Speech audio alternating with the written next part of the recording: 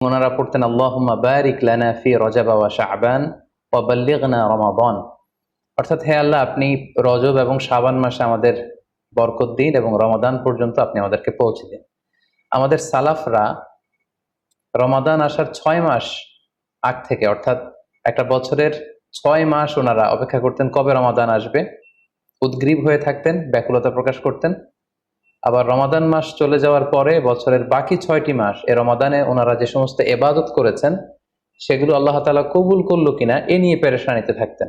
বাকি 6 মাস দোয়া করতেন যে আল্লাহ, এই রমাদানে যে সমস্ত এবাদত আমরা করেছি এগুলোকে তুমি কবুল করে নাও।